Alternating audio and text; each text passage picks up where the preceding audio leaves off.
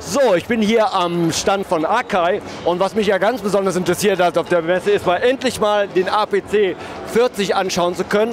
Und hier habe ich den Eric, das ist nicht der Non-Eric, das ist der richtige Eric und er erklärt uns jetzt auf Englisch mal ein bisschen was über die APC. Hi Eric. Hello MusikTalk. This is the APC 40 from AKAI Professional to work with Ableton Live. It features 5x8 grid to launch different clips inside of Ableton. You have a red rectangle that you can move around and it actually will move your clips up and down and you can continue to launch within Ableton.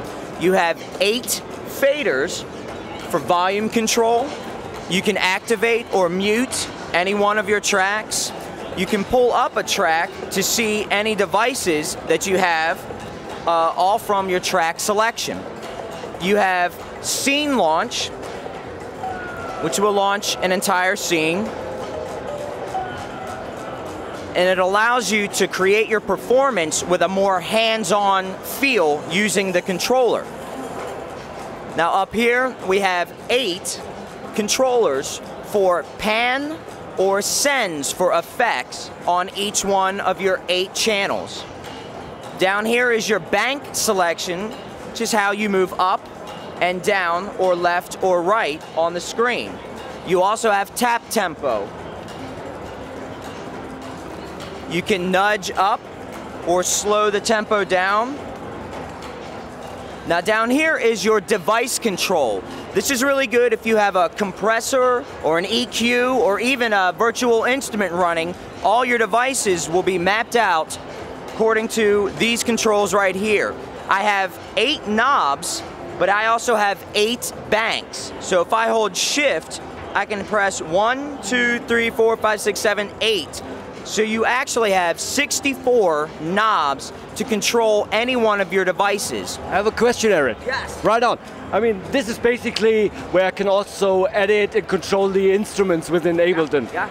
Does it also work with a standard VST instrument that I use? Yes, it'll work with VSTs. This is a MIDI controller, so you can MIDI map anything that you want, especially if you have 64 knobs for a controller. With a VST, that's great because you can get all your hands-on tactile control over your VSTs, over your inserts or your plugins, or over anything else that you want to assign those parameters to. What do I do if I have more scenes? Can I step further down here? Does it? Yeah. If you move the red rectangle, I can go up by 1, or if I hold shift and press up, I move by 5. If I hold shift, I can move over, back and forth by 8, or, and if I hold shift, my pads actually show me a big map of all my pads, and I can move from top to bottom just by pressing one of my things. So shortcuts in between.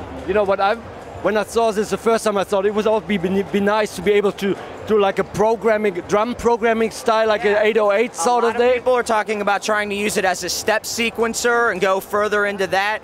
I still want to get mine so I can test it out a little bit further, but there's going to be a lot of very cool things you can see coming out with this. Again, it's a MIDI controller, so it will do anything that you want to MIDI map it to, but when you connect it to Ableton, there's no MIDI mapping required. It sets up and goes perfectly.